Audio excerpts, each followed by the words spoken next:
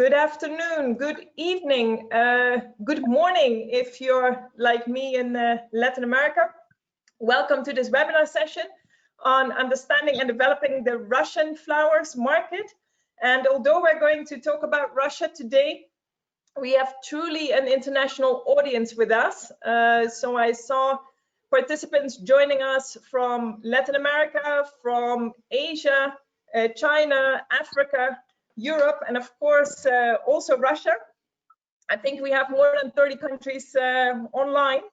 For now, before we really start, let me give you a brief explanation on a few technical details regarding this session. When you click the button, the orange arrow on the right-hand side of your screen, there is a drop-down dashboard where you can manage the webcam settings and your sound. And you also find the question pane there. So throughout the sessions, you can ask questions and you find 4 handouts, which you can download during the session.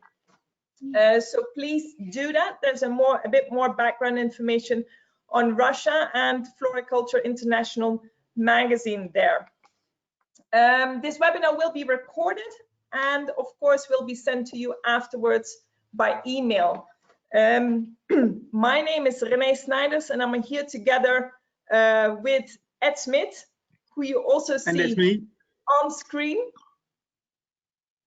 And Ed is Renee. Renee is based in Costa Rica at this moment. That's where we live. I flew into the Netherlands a couple of days ago and I'm here for an event. I will fly back to my country, Costa Rica, in a couple of days. But I try to create some kind of tropical environment, as you can see in the background. So it feels like we are together in this. We represent a company named Jungle Talks. Jungle Talks is a Costa Rican company with Dutch roots. We're both Dutch. And we organize webinars, horticultural webinars around the globe for the past 6 years. Nowadays, everybody's organizing webinars, but we started in 2014. And besides that, we do organize a lot of other interactive activities like master courses in the Netherlands for growers from around the globe. We've been collaborating to a smaller or bigger extent with FCI for a couple of years, with AIPH for a couple of years. And this year we decided to team up with webinars like this one. And today is a first for us. We have had many webinars about many different countries, but this is the first one about Russia. So it's a challenge, it's a pleasure, it's an honor for us to do this. Thank you, Ed. As I mentioned again, this is all about Russia today. A short agenda on what we're going to do. We are your moderators. Ed already mentioned it. We are facilitating this session on behalf of FloraCulture International magazine, AIPH, and FlowerExpo in Moscow. We will be welcomed and introduced or receive a short introduction by Tim Briarcliffe, the Secretary General of AIPH. Then we have online with us also Nadezhda Grigorieva, a key figure in organizing the annual Flowers Expo. That of course looks a bit different this year. We will then proceed with a brief overview of what is happening in the Russian floricultural industry today, presented by Dmitry Vorontsov and Olga Gad from 7 Flowers. And then we have a few additional special guests for a roundtable discussion, and we close this session with a Q&A by the audience. So again, if you have any questions, please send them to us by the question pane, and we will moderate them towards the speaker later today, later this session. Let's see if we can have now Tim with us, who will briefly introduce AIPH to you all. Tim, welcome.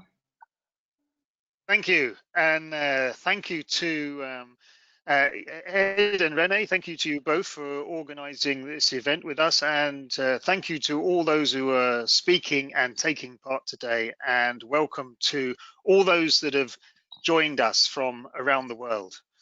I would like to just give you a little bit of an introduction to AIPH so you know who we are and what we do before we start. So if we could have the next slide, please, Renee. So our purpose is to be the world's champion for the power of plants. Our members are associations that represent the interests of growers of flowers and plants around the world. And we look to stimulate demand for plants, to protect and promote the interests of this industry, to be the place where growers come to for international industry information and exchange of knowledge, and to promote best practice in the sector. Next slide. We have over 50 members from around the world, and if you are a part of an association that represents growers, then they can join as a full member, or other companies or organizations that have an interest in supporting our objectives are also able to join as affiliate members. Next slide, please.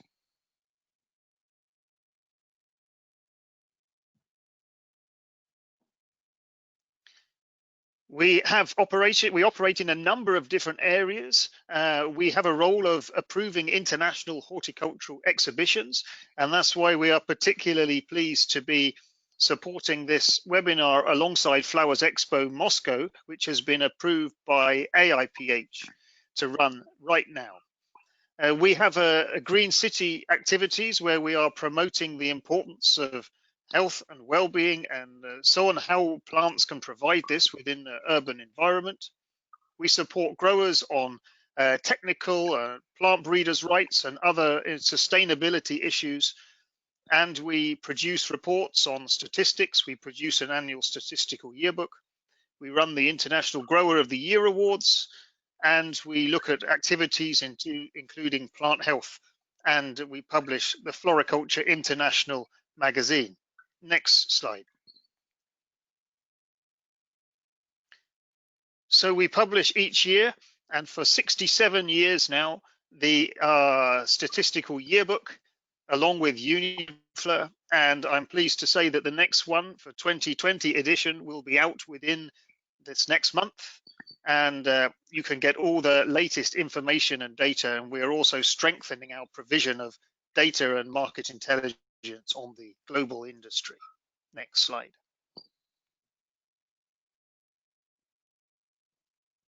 I want to particularly invite you to join our big conference that we have coming up just next week on the 15th of September. This is also a virtual online conference, and it's called Recovery from Crisis, the Future for Ornamentals. It's packed with content with 30 speakers from 17 countries, and you can join online, and the link there is shown on the screen, and we can also make that available to you if you wish. So this will be a 3D experience as well, this whole event. So it's well worth joining for the experience and to hear the topics from experts from around the world. Next slide.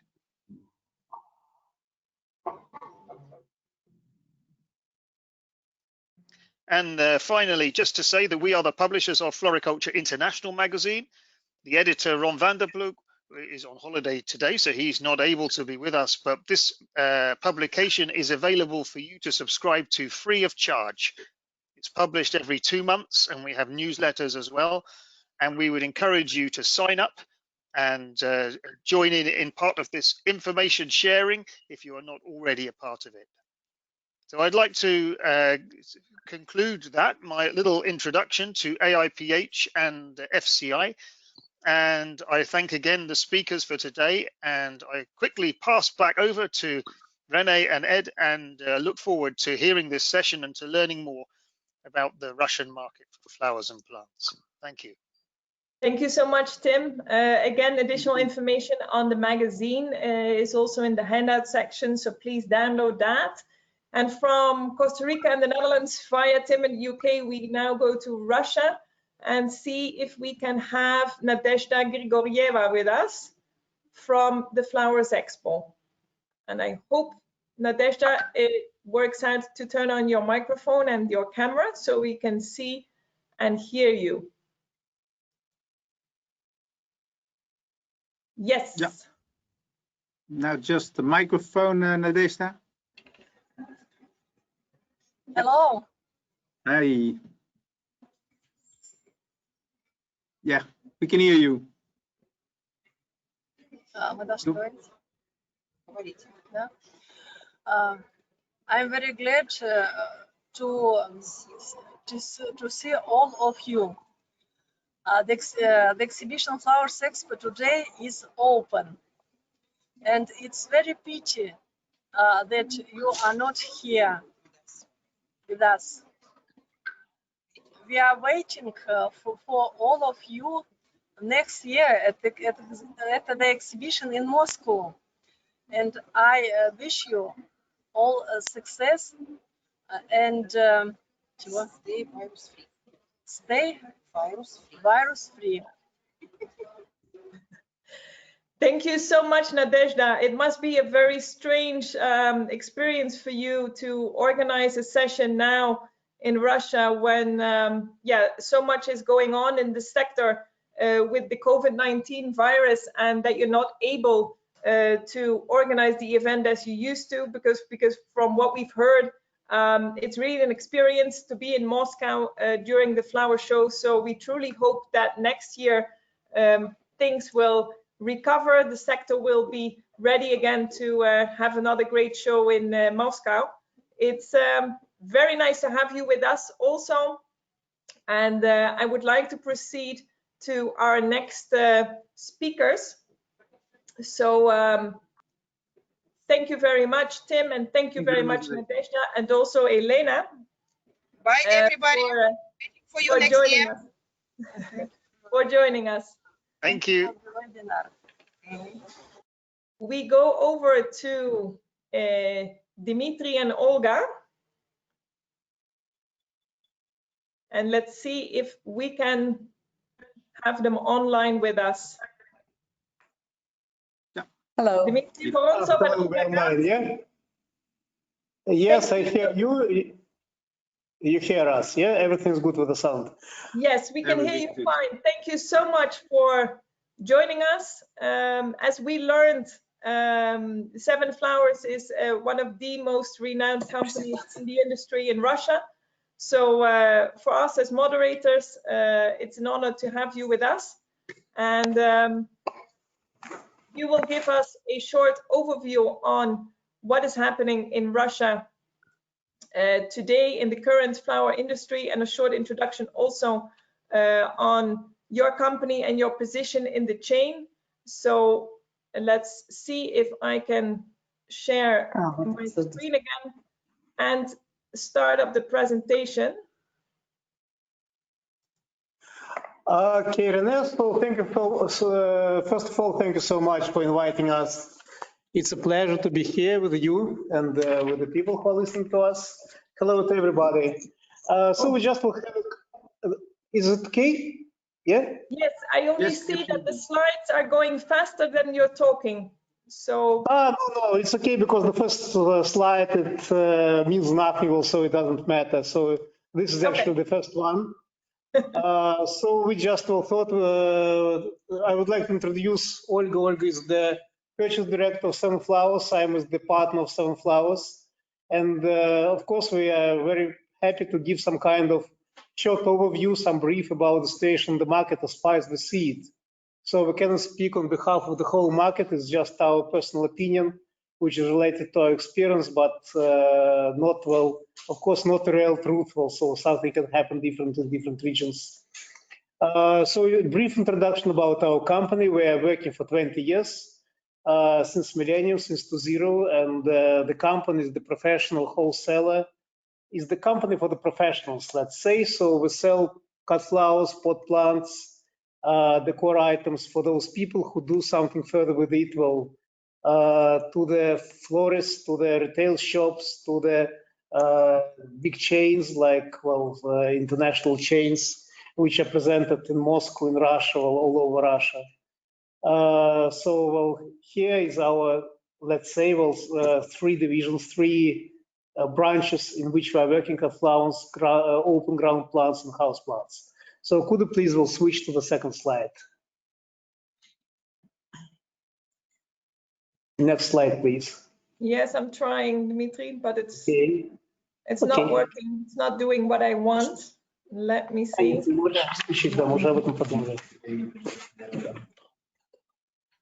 Yes.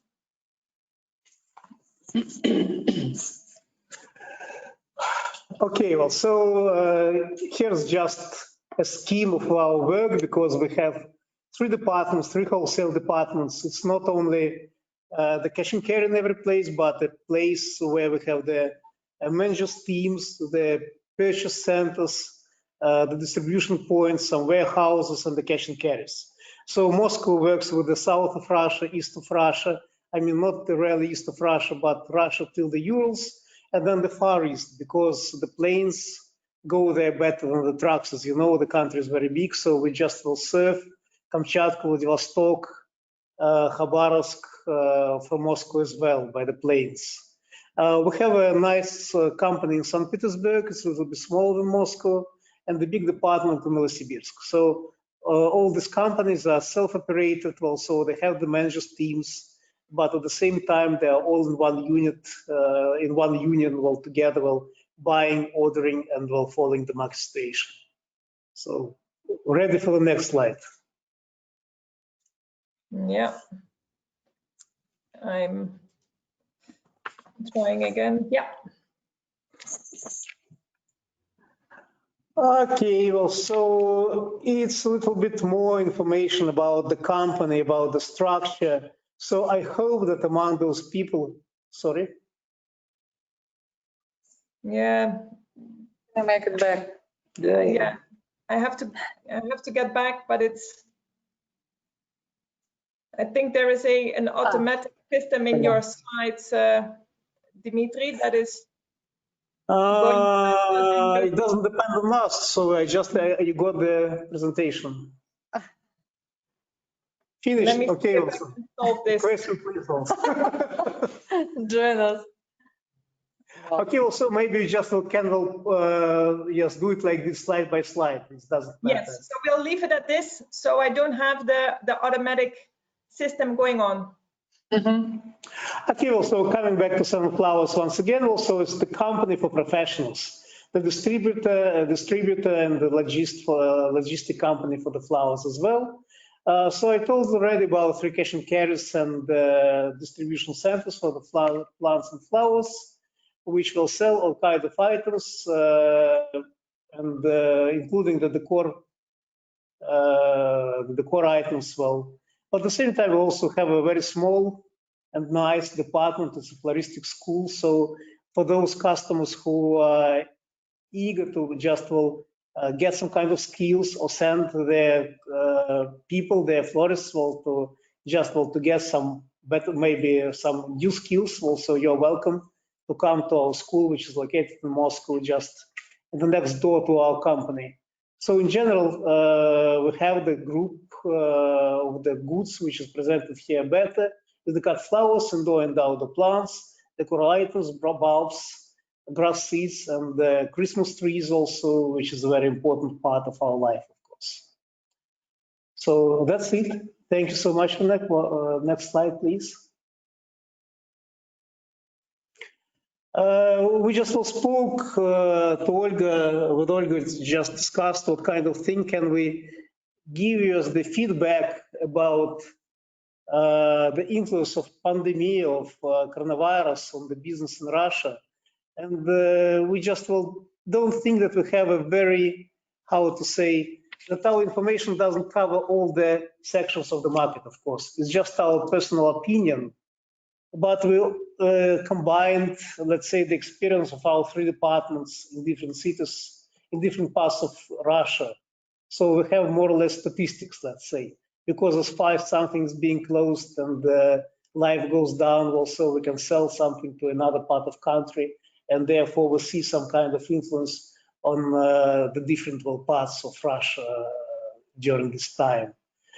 So first of all, we just, of course, everybody dropped down in March, and I think that all the participants of this round table, they felt it, also those who are working professionally with flowers. But after a certain period of mess for around 10 days, 14 days, we just felt that the market starts to recovery. And the second part of April and May, come back, please. come back, please. Don't close it for me. Yeah. Well, so we just felt that something's happening. So we thought, well, why the people continue buying flowers? Because most of the events didn't proceed well. So most of the public places were closed. So we just felt that the flowers are coming, changing the category a little bit in the consumption mind and the consumption mood. So the flowers, which are always a kind of event product, which are being bought, or the bouquets and the flowers for the gifts, for the ceremonies, for the, I don't know, weddings, for the any kind of celebrations. Also, they came home, even though the people were sitting on the quarantine, and the quarantine was tough enough in many regions of the city, including Moscow. So the flowers were, how to say, continued to be sold. And we think that, they just came to the home category. And I would like to say that, most of the customers who had the online shops, online sales, distribution, they had better success. So it helped them to survive. And a lot of our customers who just, worked maybe in a more traditional mode of operation, so they also started working with the deliveries, with the online distribution, even very simple, just taking the orders on phone, on the very simple website.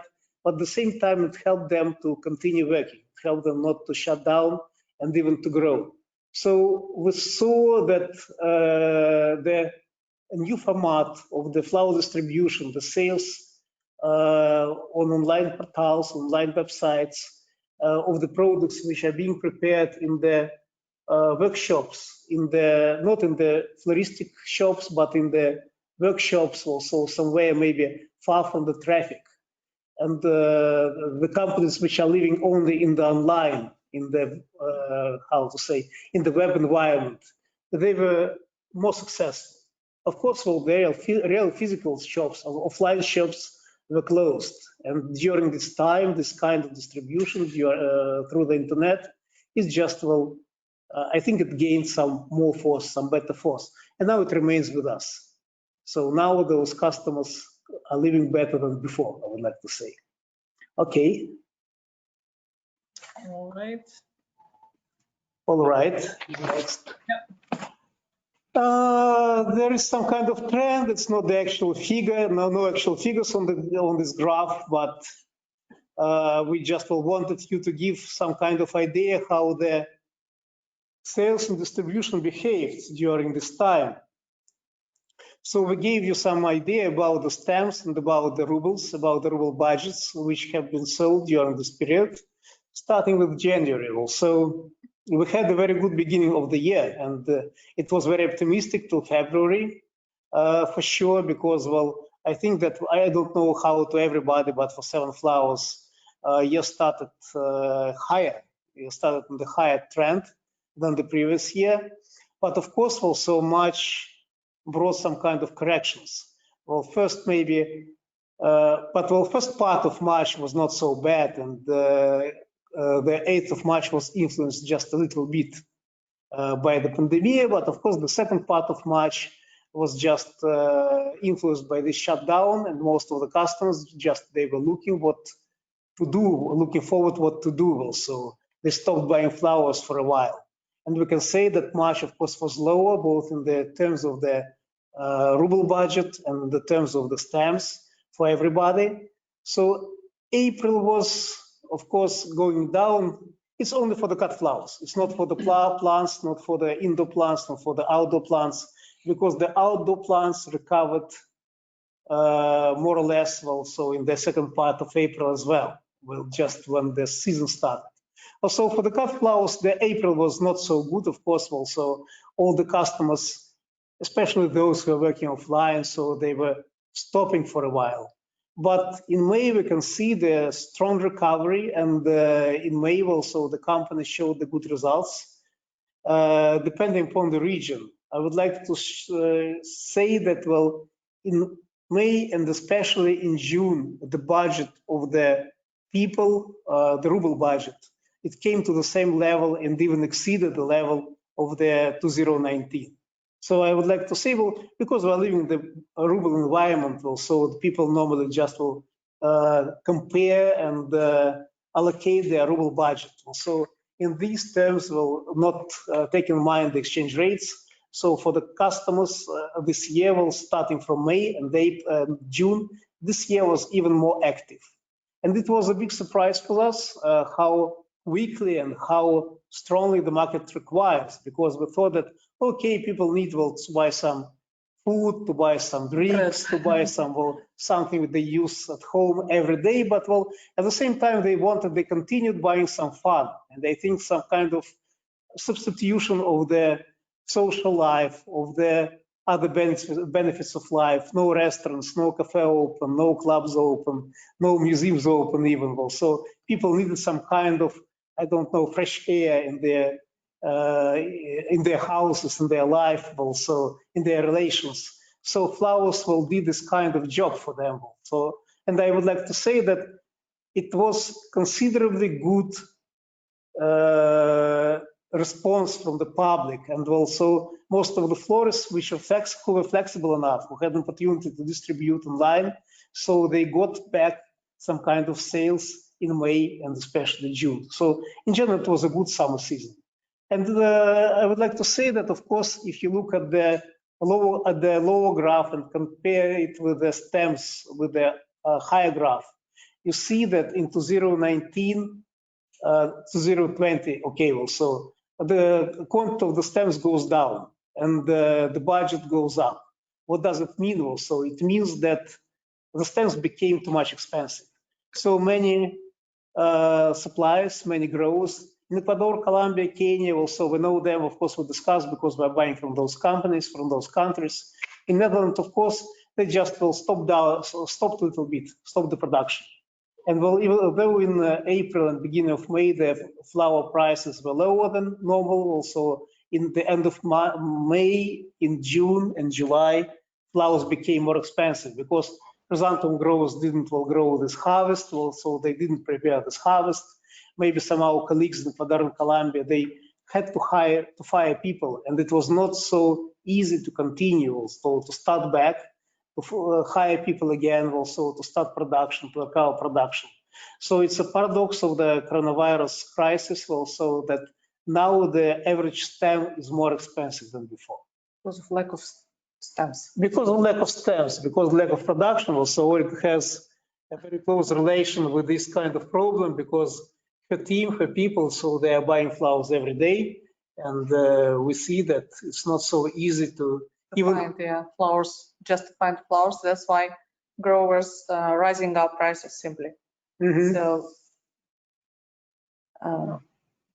like this, something. Yeah, so like this one. So in general, I think that it was kind of fluctuation, ups and down, and then the market should come in the normal stage. So what we expect further, we don't know really, because now I think that coronavirus influence will be lower than the influence of the other factors like exchange rates, also political situation, blah, blah, blah. Nobody knows what happens further. But we think that, well, even if we exclude some kind of very unpredictable things also, and just will continue like this, like it's going on now. So we just will see that 2020 follows 2019.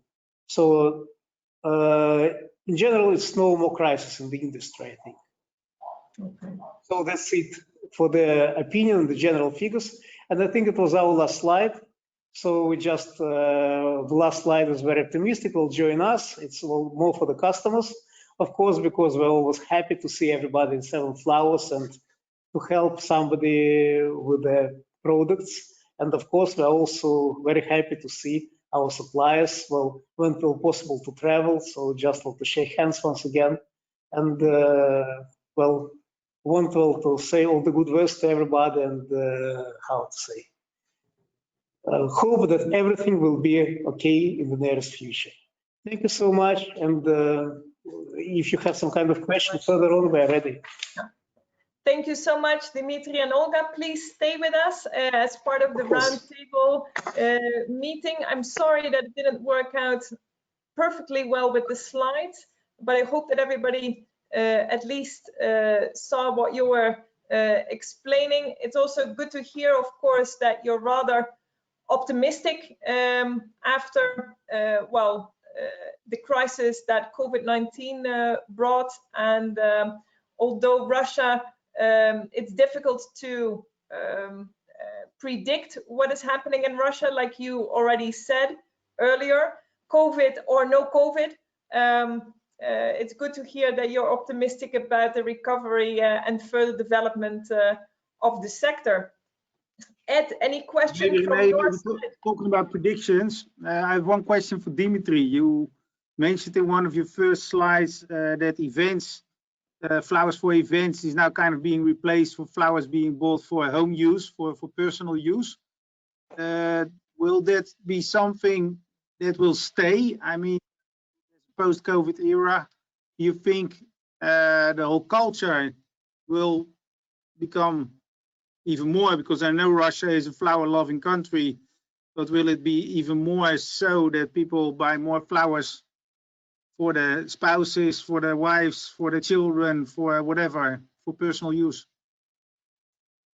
And we hope so much. Well, because it's too early, too small time to make any kind of conclusions about it. It will need maybe at least 1 year statistics to see where the flowers are being sold and what flowers are being sold, because you can guess how the people use the flowers. But we hope so much that it will continue. Maybe it comes back, of course, to the events section, because now in Moscow it's a lot of life. In Moscow, restaurants are open, bars are open, also it's a lot of public life.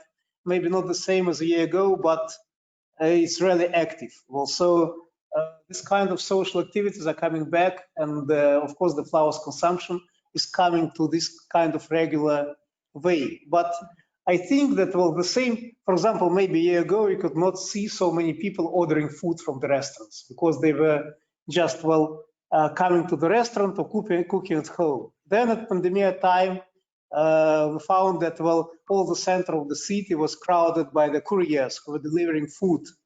And also now it will remain not on 100%, but also maybe they show about 20-25% growth. So the same are all online portals also, like Wildberries, for example, very popular in Russia. Also, they also show a big rise, and this rise doesn't come down to the zero, so it continues with us. People just will got the experience how to use the things in a different way, how to order online clothes, how to order online food, how to use flowers in the alternative way. And I think that it will stay with us. So we just will trying to, work with our clients and with the supermarkets, of course, which are also serving with some kind of alternative products that can be used not only as a gift, but can be put, as the Dutch say, on the lower table in the house. Yeah, also just for the everyday use.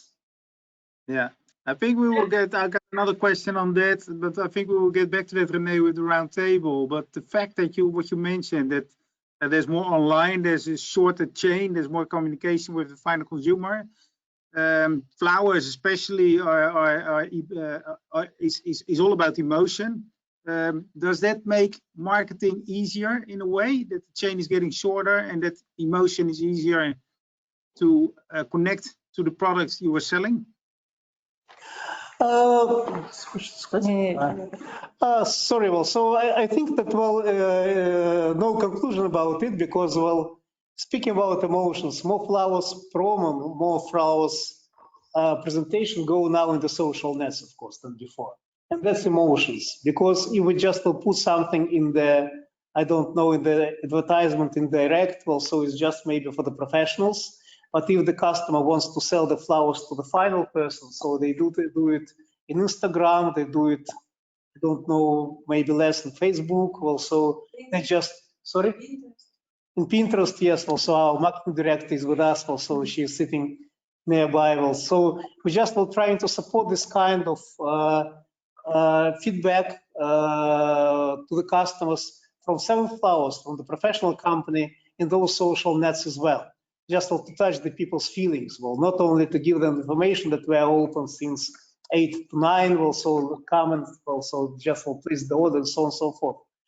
I see that all kind of products are being presented by images, are being presented by the people with the flowers, with a more emotional way. The younger people are buying everything in the social nets, buying more online, and we see this kind of slow transit of the customers' behavior, and maybe not even slow, considering the fast transit of the customers' behavior to the personal use, to the emotional purchase, to the purchase based on the image which is presented one day, one time in Instagram and the stories also like this.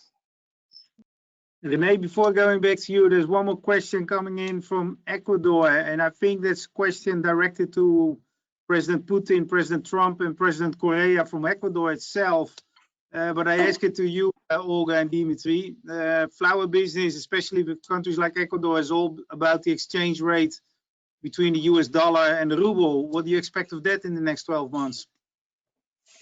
Oh my God, also. Good question. Good question. Who knows also? Who knows? Yes, well, so of course the people, as our practice shows us that the people count the budgets. And if they have the ruble budget, well, so it will be approximately the same in the next month or in the next year, well, so it doesn't change too much. So this will rise of the exchange rate, well, doesn't push them to buy more flowers. So of course, if the rate will be very high, I mean, rate of ruble will be low, rate of dollar will be high for ruble. So I think that the total quantity will reduce. What to do? And people must choose between meal and flowers. What do you think they will choose? Yeah, they choose essentials. Also, they buy the flowers. I would like to They say, don't have money at all, and if the ruble crashed, then of course our business is just like, how to say, emotional, more about emotions. Yeah. And these people, of course, prefer, but first of all, they want to cover their basic, how to say, needs? Basic needs. Yes, basic needs, in my opinion. I would like to say also one more minute also. I don't, of course, maybe I'm too much optimistic, but I don't foresee any kind of crash of the economy. Don't forecast the crash of the economy in this season. Also, our Ecuadorian colleagues can be, should not worry too much. I hope so much. And we're working for 20 years already. Well, so this market, to our great surprise, this industry proved to be not really fragile. So it's really strong. Even if the people suffer, they continue buying. They don't shut down with the flowers. They don't stop with the flowers and choose, well, I don't know, meals, drinks only. So they just will squeeze it a little bit. So of course it will be the fluctuation, but it doesn't mean that if the ruble will be in the worse positions than now, the import of the flowers will stop. It will be just maybe cheaper flowers, not so much. Some regions will be choosing for, well, some kind of cheap options, but in general, so it will continue. Okay. Thank you so much, Dimitri and Olga. Ed, we're going to invite Henk de Jong to the table. So please, Dimitri and Olga, stay with us as part of the roundtable discussion. Questions from the audience can keep coming in. So we'll ask you once in a while. And at the end, of course, we have the Q&A session. Henk, very much a big welcome from us to this roundtable. Virtually in Russia, but you're based in the Netherlands. You're originally an orchid grower, but you're here in your position as regional manager Russia for Decorum. So for the audience who is maybe not informed on what Decorum is and does and what you do in Russia, please introduce yourself. Well, first of all, thank you for being part of this panel, because for us, it's of course, it's also very interesting to get this information and to share this information with each other. To give you a brief introduction about Decorum, what it stands for. Decorum is a group of growers. We have around 50 growers. On a weekly basis, we sell at least 4,000 different products, and they all are cut flowers and pot plants. And I think in 2014, we started with a special project for Russia to create a certain brand preference in the country. And that was the moment when I started to enter the market in Russia. I did it previously before with the orchid, but then from 2014, I started the business for Decorum in Russia, and that's where it all started. Okay. And Henk, you are regularly traveling to Russia. This year has been a strange year for you with a lot of virtual contact. I assume, can you explain a little bit more on what you're actually doing when traveling to Russia, how Decorum is promoting their brand? Yes. I travel around 5 to 6 times a year. I travel into Russia, and we try to visit all the cities which has more than 1 million people inhabitants. Then we look out for the suppliers which are or the importing companies in the city. Of course, or we started in Moscow because that's the main city, and from there we got on. And that's also when we got in contact with Seven Flowers, and well, they are one of our most reliable partners when we're doing our promotional activities in Russia. Together with Seven Flowers, we do, for example, a show in September. Normally, this year it's not, October, sorry, at Seven Flowers Decor, and then we have around 500 to 600 florists which are participating. And we try to connect the production with the florist, and well, due to a really good cooperation with Seven Flowers, we can do it in such a way. And for us, it's really interesting. So that's what we do. We travel through the cities, try to make some floral shows. We bring in a designer from Holland or from Belgium or from Russia as well. And we try to inspire the people which are over there to work with our products and to explain what kind of novelties we have, and just to connect the dots between production and consumer, well, let's say the florist. Henk, to go back to Dimitri and Olga for a second, they just mentioned that the market is picking up quite rapidly. The first 2 months of Corona, the market was really going down, and we were all afraid, I think, that what is vital and essential in life right now is food and is healthcare, and that flowers and plants would suffer for a longer period. But I think it's not just in Russia; it's around the globe. You see that consumption of flowers and garden plants and bedding plants, etc., picks up rather rapidly. Did that come as a surprise to you? Yeah, that was a major surprise. You're asking me about it. Sorry. I was first asking Henk, in fact, but I was also going to ask the same question to you, Dimitri and Olga. First, Henk. So would you like to start, Dimitri? I just maybe I'm missing the idea, because well, you say that this kind of recovery of the market and well, so good figures in June and July. So did they surprise us or not? Yeah. Yeah. Of course, I was surprised a little bit, but well, I think on one hand we did a little some job in the years, 2 years in advance, maybe just well, to make more online opportunities for our customers. And I think for us, well, maybe partially it was the response on our efforts, because all our products are available online, so we can make online cash and carry sales, the sales from the truck, the orders. Well, so every kind of unit that we are selling, we can see in the computer. Now our customers also see it, and we didn't do it specially for this pandemic. We do it during last 5 years, and now the system is quite good. So the people also just tried and started using it more actively. And I think that a part of this kind of good market for us was based on these online opportunities. And the second, of course, is that I don't know why the market recovered so rapidly, but it recovered. So we don't see any kind of drama in the consumer market in Russia. So as far as the enterprises started opening, as far as the I don't know, the streets started being crowded with the people, filled with the people. So I think that not only flowers, but also, I don't know, restaurants, bars, they also got some good figures as well. So Henk, similar question to you. Do you have an explanation for the fact that it recovered so rapidly? Well, from the beginning of the crisis, we really had a hard time, because from the one and the other day, we just simply stopped all our sales. So production got on, sales dropped. We threw away more than 50,000 orchids. The rest we sold through maybe 20% of the normal price. So it was a really big disaster for us as a company and for us as a group, Decorum as well. Well, we made a plan what's going to happen if it stayed like that.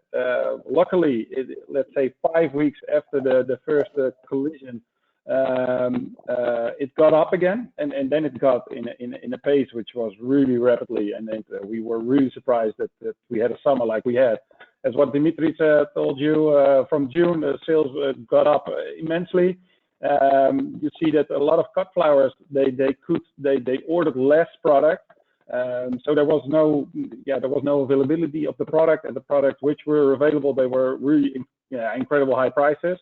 And also a lot of people they didn't go on vacation, so they stayed at home. And normally when you go on vacation, you're not buying plants or flowers the week before you go on vacation.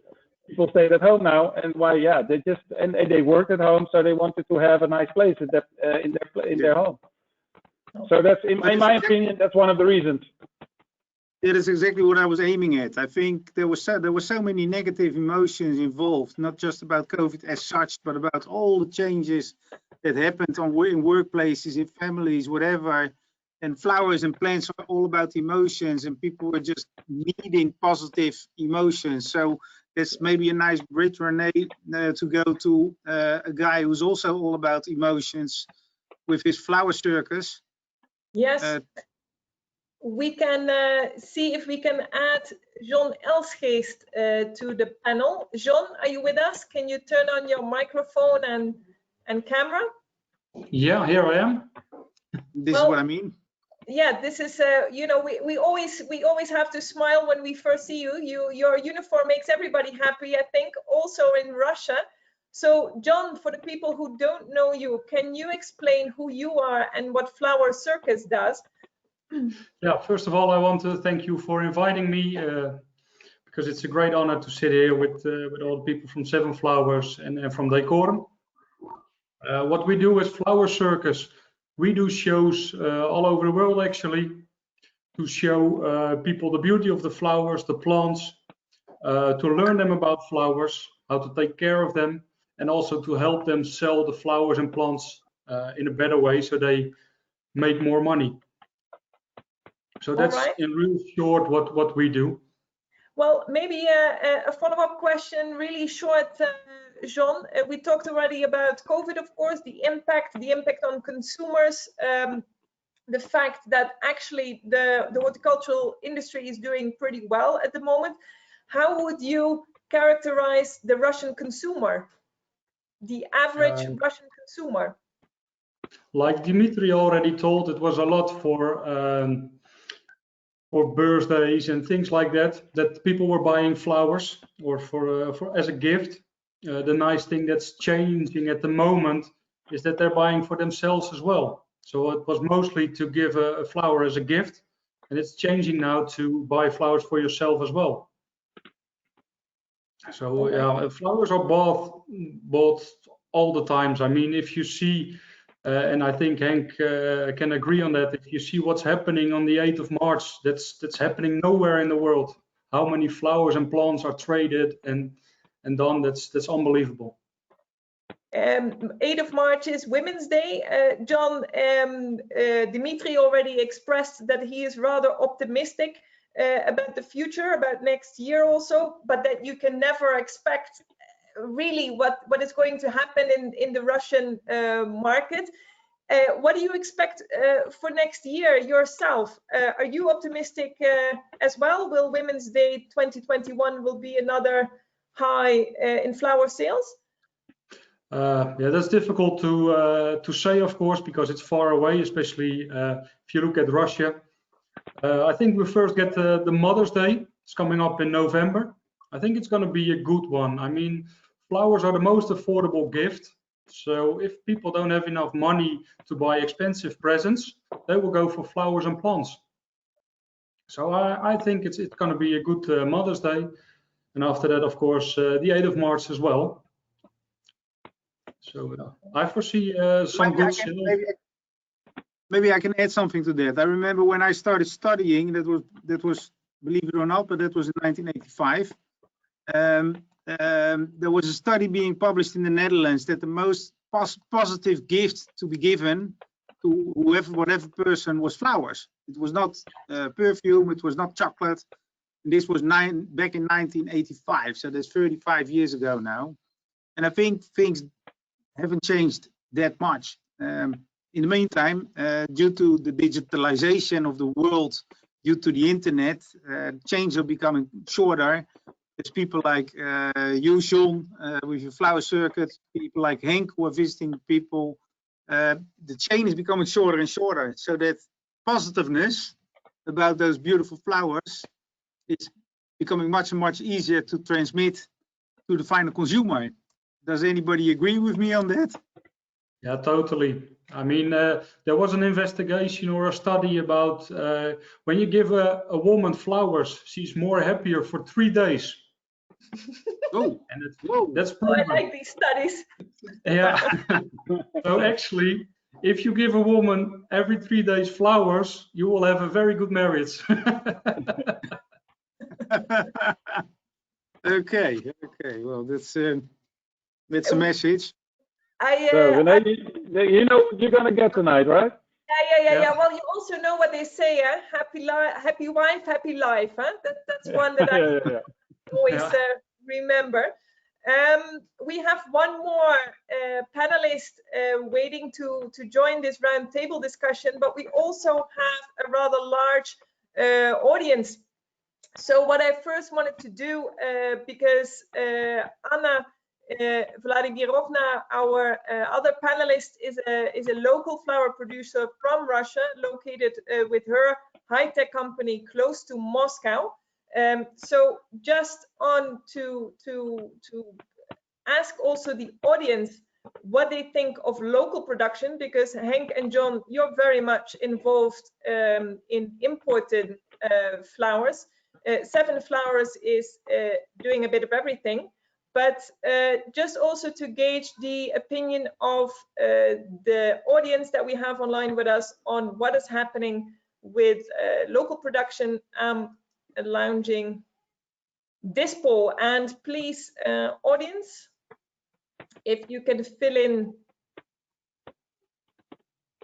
your opinion on the screen, then we can transmit that again to the roundtable discussion. So I'll give you a few more seconds to add your answers, and I am now closing the poll.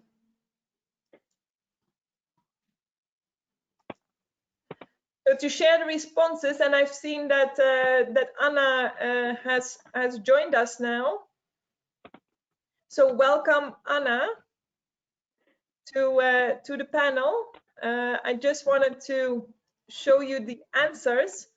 Is that people either think that the local production will increase at similar pace or will increase rapidly. A smaller number of the audience think it will not change, and only a few people think it will decrease. So Anna, like I introduced you, you have a high-tech farm in Russia near Moscow. What do you think? Is local production increasing rapidly, or will it stay the same, or will it go down? What is your opinion? Hello, everybody. Thank you for inviting. It's nice to hear that you're interested in our Russian local production. My opinion is that everything will stay the same for a while, because it's quite dangerous to invest now in increasing production. So I can talk only on behalf of our company. We are the part of Russian flower business since 2006. We have 9 hectares of modern greenhouses. We are located on the north of Moscow region. and we grow just roses. We have 24 one-head varieties, 4 spray roses, and 3 bubbles. So, as I mentioned, we have the facilities like every Dutch greenhouse has. I mean, climate control and gas generator supplying us with energy and CO2 and all this stuff. Well, also about some technical details. We have, as for plant protection, we have biological method. We use it, and it really affects good on quality. So our daily cut is about 60,000 stems, depending on the season, and our annual cut is 20 million stems of roses. Speaking about some more figures, in 018 and 019, we cut the same quantity of roses, but 019 was more successful in sales, and this year, of course, became totally unexpected for us, as for everyone. In March, we started replanting, so we were lucky. And then quarantine came. All our clients were shut down, and all flower shops, markets, and so on were closed. So we had to throw away 1 week cut. It was about 300,000 stems. Of course, we managed to sell something via internet, but it was a drop in the ocean. But after a week staying at home, our clients became working online via social media and via websites. So sales were brought back to life, luckily. So we stopped throwing away. We started selling, finally. But I would like to mention another quarantine problem. I don't know if you have already faced with it. The borders were closed, and we have lots of workers from abroad, from Uzbekistan, and they left home, and they still cannot get back. So 25% of our jobs are unoccupied. So we have lack of workers at the greenhouse. Of course, we managed not to fire anyone and not to reduce salaries of our workers. But if you look at the situation in other areas, everything is not so optimistic. Lots of people lost their jobs, and their salaries decreased, and it certainly affected on people's purchasing ability.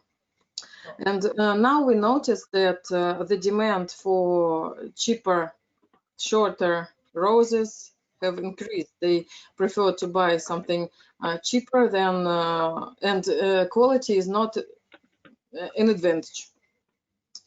So, but I agree with my colleague from 7 Flowers that people saving money, and they prefer to buy maybe a bouquet and then give something else. So we really noticed that the demand for flowers has increased. So let's for a second. Let's just go to Henk for a second. First of all, Henk, there's an 80% percentage of people connected saying that local for local is gonna increase, or is gonna increase rapidly, which means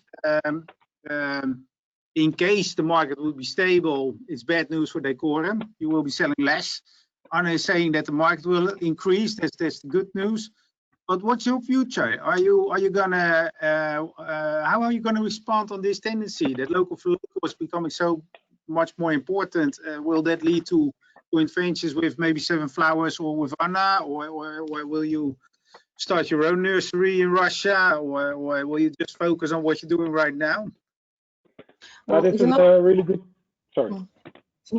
Henk, please go ahead. Thank. Well, you're completely right, because it's a question we also ask ourselves, of course. I think 7 years ago, with the ruble crisis hiked to the 100, you see that that Russia was willing to create a sort self that they can create their own products in fruit and vegetables. That was the first trend, in my opinion. After you saw the rose production coming in and other different productions of floral business start producing in Russia. And I think correct that the export to Russia could be less in the future because of the self-sufficient self-production in Russia itself. But we as Decor, we focus ourselves on the high-end market. That high-end market, maybe it will decrease a little bit in the nearby future because the demand is lower. But if we can just take a part of that, and that's really our main focus, I think we will still be able to sell and to grow in the end, to sell more to Russia. Okay, let's go to Dimitri and Olga for a second. What implications will it have for a company like yours when local for local will for many reasons, it's very likely that it will increase rapidly? I didn't get your question. What is the question? If you're expecting increase or what? Yeah, increase what last year to this year? What will be the implications? What will it mean for your company in, let's say, 5 years from now, if local for local really becomes a big thing? Is that positive? Is that negative? Will it change your way of working? Will the chain become shorter? Will there be more internet marketing? What will be the implications? Okay, also it's very just difficult to focus, but we're doing all this during all these last years, maybe 5-6 years. We're investing in our, let's say, IT infrastructure, and I think that this kind of online operations will become more and more important. Even now, we're more or less ready for it, but we just will make more for automatization of our process, optimization of buying, selling, working with the customers, identifying the customers, identifying our advertisement access also, and inputs on the customers and so on. So we think that, well, in this kind of intellectual technologies is the future, of course. The second for us is just, well, our facilities. So maybe we do something with facilities. So we just were thinking more about the service. We cannot invent more flowers, even though, for example, somebody will just breeds a new variety or something like this. It can change the industry. Flowers are the flowers. It's not the new iPhone.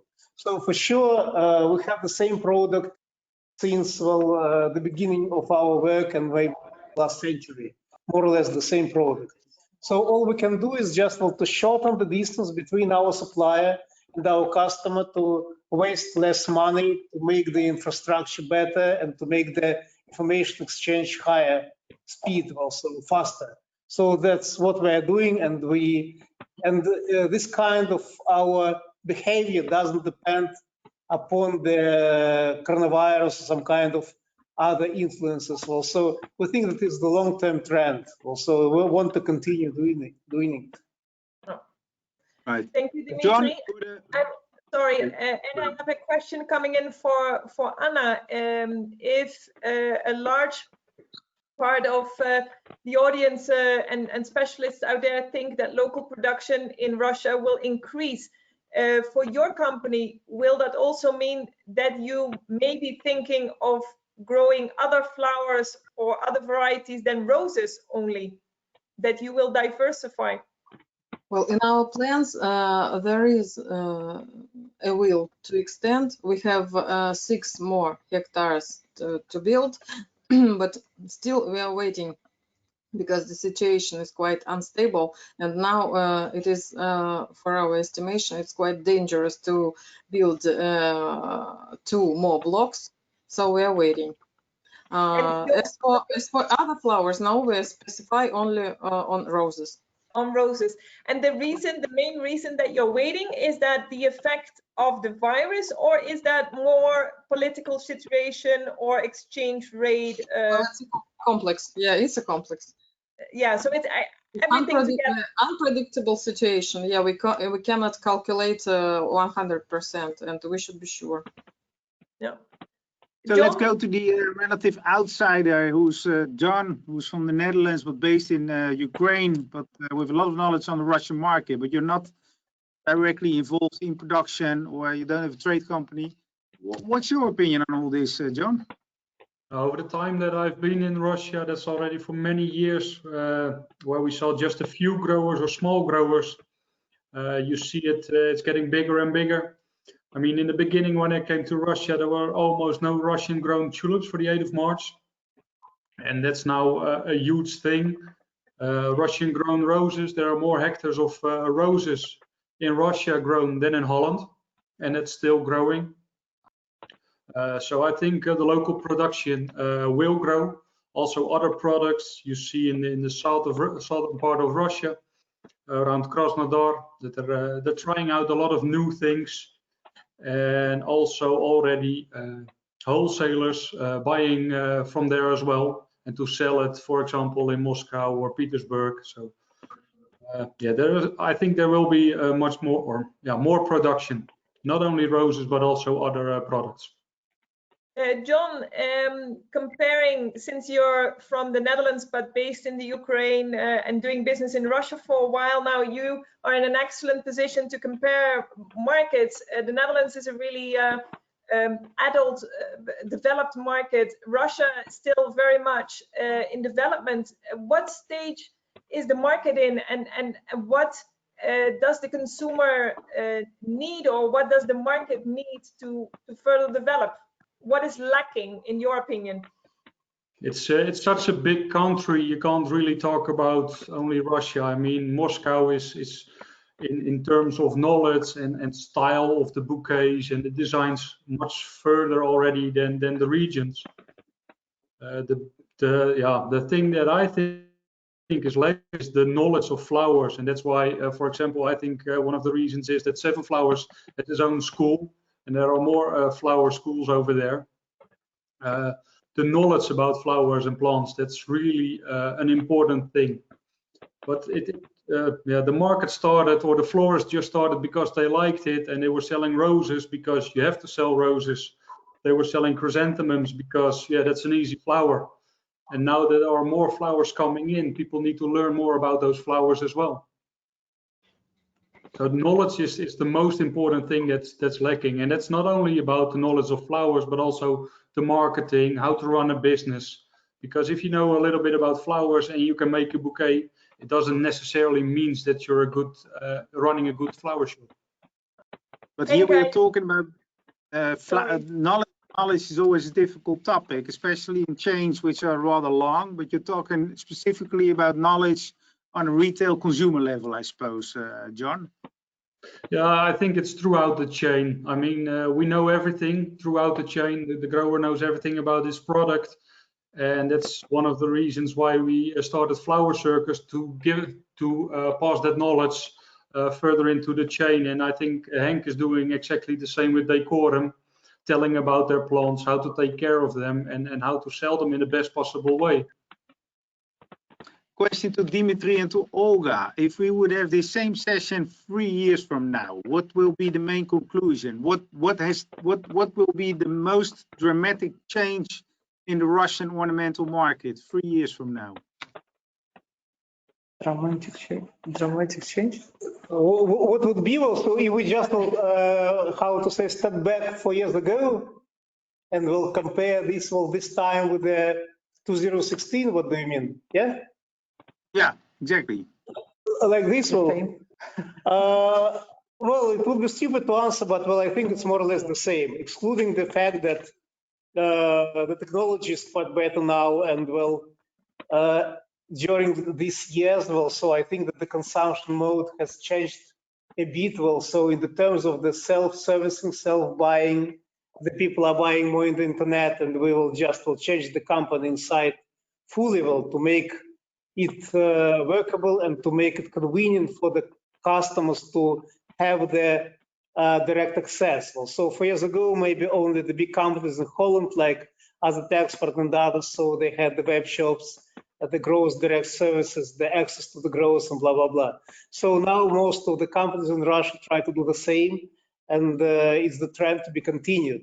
So it really takes a long time, and for years from now back and for years from now forward, it's not the limit, so it will continue in the same way. All the rest, I think, is, well, maybe the same. Also, it's a market with a big quantity of surprises.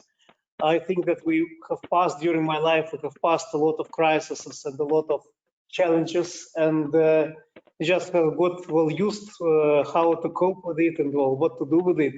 So, well, even though we have the surprises, so we are able to survive and to continue doing our business. Also, that I think also coming back also is technology, and maybe now on the first plan is informational technology, more important than the mechanisms and than the place where we are operating. Yeah, so now we were more prepared, let's say, for this than 4 years ago. Mm-hmm. Now we're prepared. Right. So as far as with our technologies, yes, let's say. Yeah, I feel that, well, as far as, for example, something happens and the companies will have to shut down, those will survive who can work online and who can just communicate with the customers without seeing them face by face. So we can do it, but not only we will. So the other companies on the market are also starting to do the same thing. Yeah. Thank you, Dimitri. I have a question from the audience coming in. Henk, I wanted to pick your brain on this. Decorum, you're working with 7 Flowers, you're working with florists, but what are the main retail channels for flower sales? Is that florist shops only, or how is the retail supermarket sales developing? Is that something that Decorum is looking at also? And how do you feel the changes in the market from an importer point of view? Can you say something about that? Well, I think the retail chains are getting more and more important.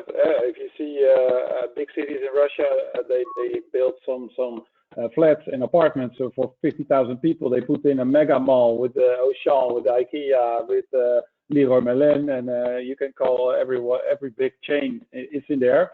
And people, well, if it's winter time, they don't want to go outside. They want to go in a big mall, and if the retail chains are there, then there's where the people are. So I think for pot plants, it's retail will become more and more important in the future. In the past, they didn't sold that much pot plants, but I think that will increase. So for pot plants, it will be it will be a challenge for florists to keep up to keep ahead of the retail change. For flowers, well, you see the retail chains are doing some flowers in the 8th of March, but it's more difficult to sell flowers, I think, in retail chains. So it will take some time before they start up to do that in a proper way, I think. No. So in the end, flowers will be far more important for florists. Pot plants, you see retail chains are picking it up, and it will, I think it will go a little bit less. They will get a little bit less popular with florists. And the internet sales will keep on rising, or will they stabilize at some point? What? Sorry, retail? What? Internet sales. Internet sales. They will rise for sure. As what Dimitri told, there was, if every shop was closed down, everyone started doing online, and it will never drop to zero again. So it's just a big startup with a really high pace, and it will develop much more in the nearby future. How do you reflect on that, Anna? I would like to add something. If you want to be in trend as a grower, you have to always look on what you're planting, because during past 5 years, I have noticed that taste of our consumers have changed. If we go back 5 years ago, if we see what they were buying pure colors. For example, bright pink, bright orange, bright yellow. Now they are looking for something special. They are looking for specialties, some shady color, purple. So if we just keep the same assortment, so we'll be off market. And now we have to predict a taste of our customers for at least 3 years for ahead. So this is the point. And of course, I agree that every shop should have and internet sales. Otherwise, it's impossible to sell successfully. So if we just sum it all up, what we discussed so far, we kind of concluded that the chain will get shorter. There will be more local for local. Education is a top issue throughout the chain, but mainly focused on retailers and consumers. Emotion is very important topic, and that will become much easier when the chain is shorter, when there's more education, etc., etc., etc. I think we didn't really discuss it, but I think we can all conclude that companies in general will get bigger. You will need a certain minimum size to survive. You see that like Decorum was doing it with 60, 70 companies together entering the Russian market. It's just an example, which I think counts for most of the companies involved in the flower chain in Russia. My conclusion, but I'm not an expert on the Russian market, but the perspectives are rather positive when you understand what I was just concluding. If you don't understand, or if you don't want to follow those rules, you're out. Is that fair to say, or is that too blunt? Who are you asking at? Yeah, it's a good question. Let's start with Henk. I think that's a pretty good conclusion which you present over here, Ed. When I started in 2014, what I learned from the Russian people is that they have a big sign above their head which says help. Just help to inform. Just what John said earlier. They just needed to be informed and to be educated in what all the flowers and plants stands for, and what the specific specifications are. And we need to invest in this market if we want to gain some sales. And the possibilities from nowadays with technology, with all the technological innovations, then we have the possibility to interact with the florists, with the consumers, and I think we need to grab them with both hands to increase production sales in Russia. Dimitri and Olga, I'm quite sure that you guys are a company that's on top of all the topics that were mentioned and discussed in this webinar so far. What do you think about it? What is it? Just reflect on what just listen a little bit. Just don't hear you too good. Didn't hear you too good now. About yes, what? We can hear you, Dimitri. Could you hear Ed's question? Does he need to repeat the question? Yeah, well, so could you please repeat it briefly for us? Briefly, okay. I just concluded that the chain will be shorter, the whole floricultural chain. Yes. Yeah, but around the world. There will be more internet marketing. There's a need for education, but companies like your company are filling it in. Education means that emotion that is connected to flowers will be more understood by the consumers. So there's a lot of things happening at the moment. 10 years ago we were talking about it, right now it's happening. But if you don't understand that concept, you're out.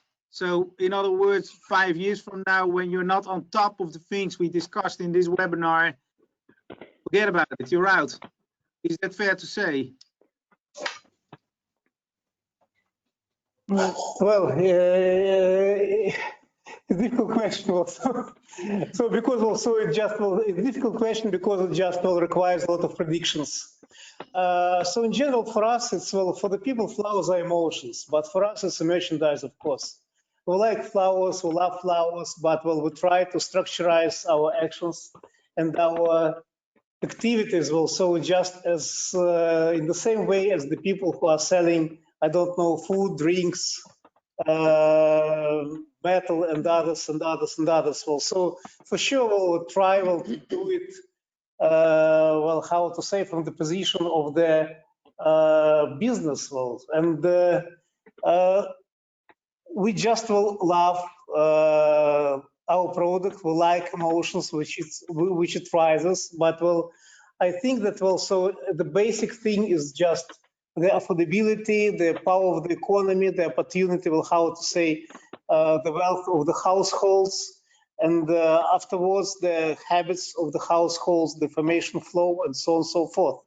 Also, we try to support all kinds of events which can improve this information exchange between the suppliers, the growers, and the final customers. We will try to make our, system more accessible, but we just really think that the industry develops in the same way as the other industries in the world. Also, it becomes a little bit more personalized in the terms of access. It becomes more personalized in the terms of emotions, because now, the direct access to the final customer in the social networks means maybe much more than meant 10 or 5 years ago. Well, 10 years ago, they didn't exist at all. But in general, so it continues. I don't know how it goes on in 5 years, for sure. And I'm not a wise guy also who can say that, guys, also in 5 years it will be like this. So in my understanding, it's important also just to follow the market trend, which we see now, to just to run a little bit in advance, to make the service more competitive and more handy, more useful, and we'll see what's going on in the market. No. To see how to access the people, to see how the emotion change, see how the people consume. But we cannot build a model which will, which will take us to some kind of success in 5 years. So it's just in the fog, in the mist of the future, let's say. So maybe it's not a very good answer, but I'm sorry, I don't have another one. Thank you very much. There are two question. Well, we're also looking at two similar questions coming in. Yeah, there are two similar coming in from China and from Indonesia about the imports of tissue material, tissue culture material, and flower seeds.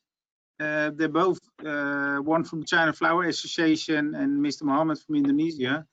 They're very interested in entering the Russian market.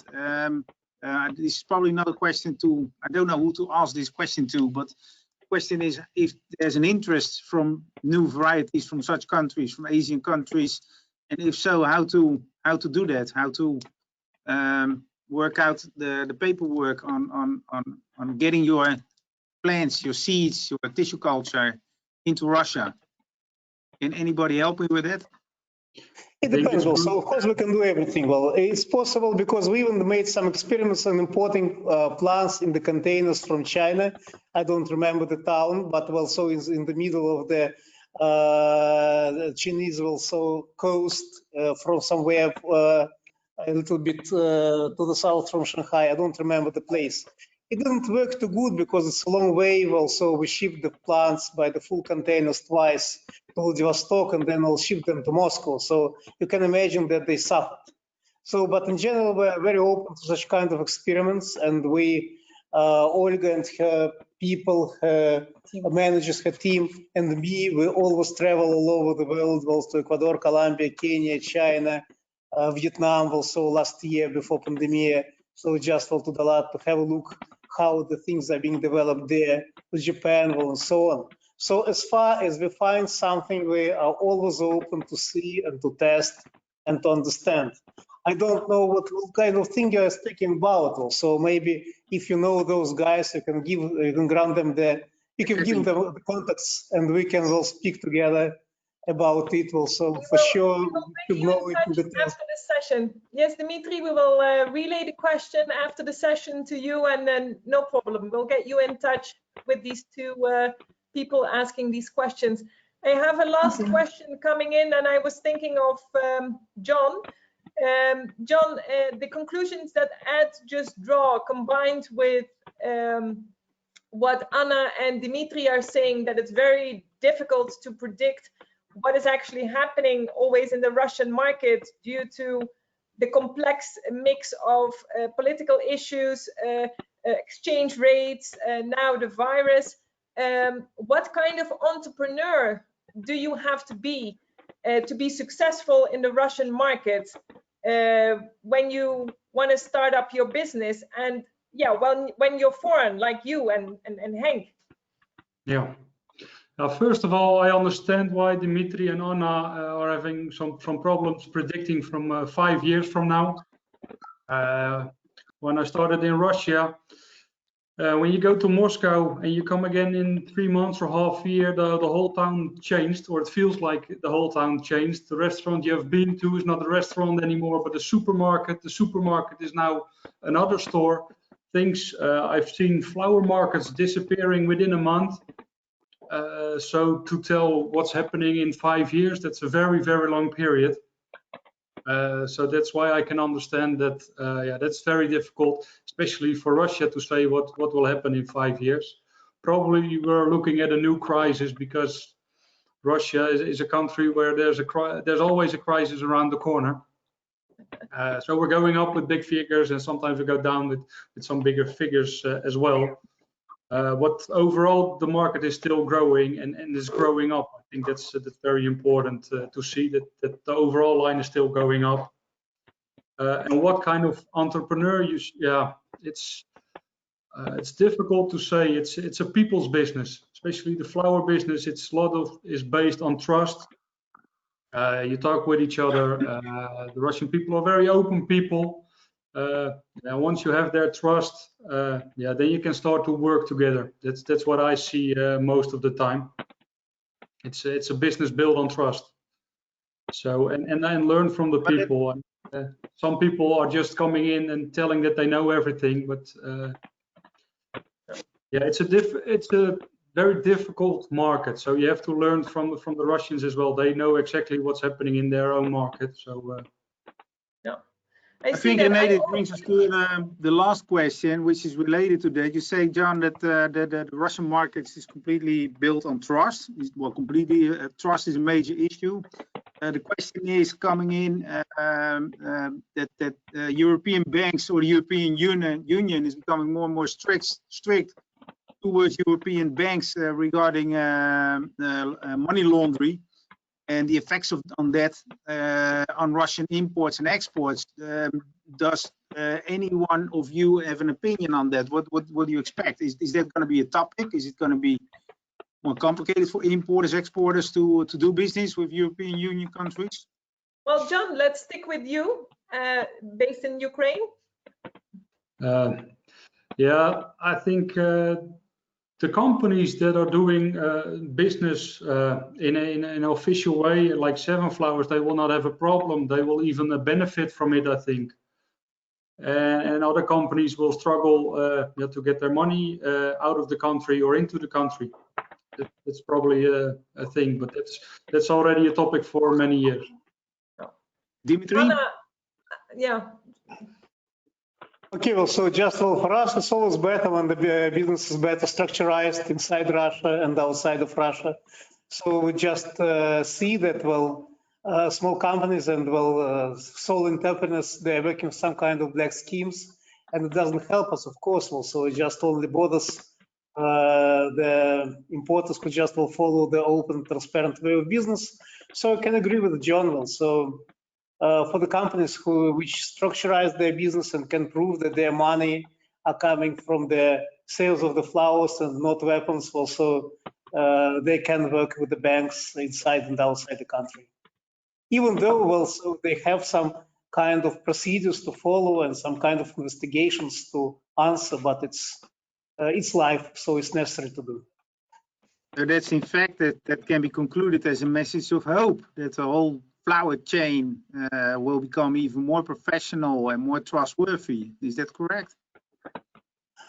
We think that, well, in general, I think not only a flower chain, but, well, all the businesses sooner or later, maybe slower than we could like also, but they are coming to a better organized way and more transparent way. And the fact that all the operations now are easily checked and seen from the beginning to the end in all the kind of sectors by the Russian taxation office and the national taxation offices.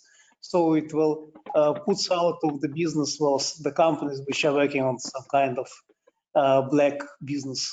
So you are right. Thank you. Well, I had to conclude this webinar that I don't give my wife flowers every 3 days. So let me be at least have the politeness to give the last word to Olga and to Anna and to Renee.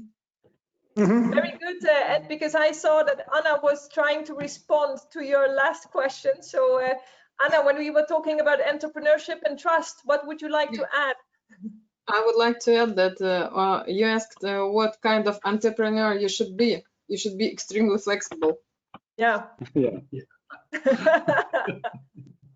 And that is what we imagined, but that's also, I think, a quality that is well valued in other countries as well. And definitely, it seems that to be successful in Russia, you have to be flexible indeed. I would like to wrap up this webinar with a few last words from Tim, based in the UK. Tim, can you join us again on behalf of AIPH? Hello.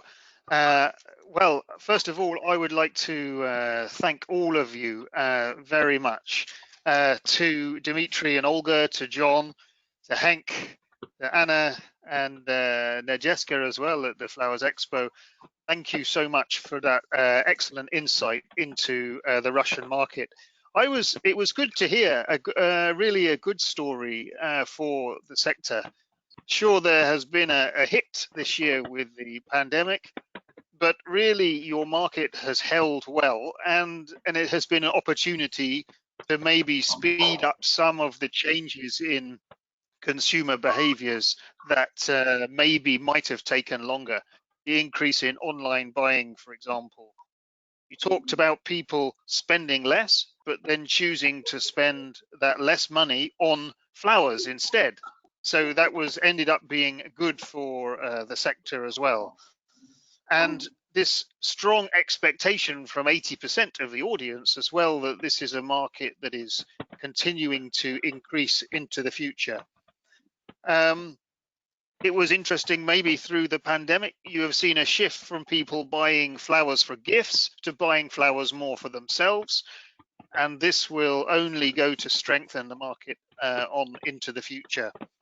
So really, it was a great insight and good to hear from each of you as entrepreneurs in the sector, making your way within that market. And thank you for giving us this time, your expertise and this insight. Thank you to Renee and Ed for their organization. And thank you to Nadezhda and Elena and the Flowers Expo Moscow. Well done for pursuing a trade exhibition even in these difficult times, and an important role to do in a market is so important and growing. So thank you to all of you. Thank you to Elena Terekova from my own team as well for her support in this. And we wish you all well and hope the continuing success in the Russian market. Thank you very much. Thank you. Thank you. Quite nice words. We hope to see you in Costa Rica all soon. Thank you. Bye-bye. Okay. Yeah, Have a good day in Costa Rica and good evening to everybody. Bye-bye. Bye.